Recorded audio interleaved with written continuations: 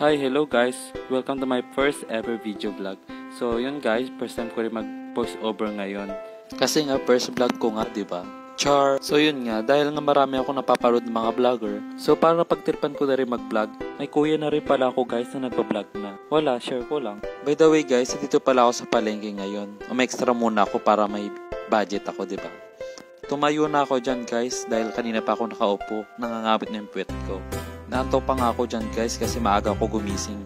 Dahil nga magtitinda ako ngayong araw guys. Wala kailangan natin magsakripisyo para may pabili tayo ng pagkain guys. Sabi nga nila, food is life. Naayos ko na rin pala dyan guys yung mga gulay na tinda ko para maayos naman tignan. Nagtataka nga ako dyan guys kung bakit walang masyadong maraming tao dito sa palengke ngayon. Sabi ko tinda naman. Yun pala, Thursday pa lang pala ngayon guys. At ilang minuto rin din lang guys, may bumili na rin sa akin. Talbos ng kamote pala guys yung binili ni nanay. Sabi ko, plastic ko na. Pero sabi niya, wag na daw kasi may lalagyan daw siya. Kaya inayos ko na lang yung plastic. Bali 20 pesos pala isang tali ng kamote dito sa amin. Inabot ko na rin pala yung bayad ni nanay at thank you na din ako.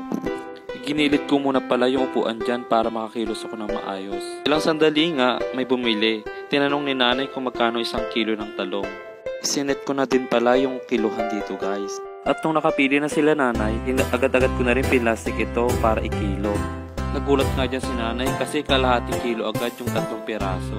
Dahil ang totoo guys, mahal na talaga mga bilihin ngayon. Kaya mas lalo ko naiintindihan yung mga nagtitinda, lalo na sa mga ganitong mga negosyo. Kaya sana naman wag naman po tayong tumawad ng ganong kababa. Kasi kunti lang naman talaga yung tubo nila dito guys. Pumunta na din pala ako sa harapan para ayusin ang paninda ko. Binuhat ko na din pala dyan yung isang plastic ng bunga ng ampalaya para mag-display dahil nakita ko na kukunti lang yung nakadisplay doon sa harapan. Pagkatapos ko mag-display, binalik ko rin sa baba yung plastic. Pagkababa ko nga, dumating naman si nanay na may dalang isang plastic ng okra. Na-order ng amo ko. Kinuha ko na nga rin ito para i-display sa harapan.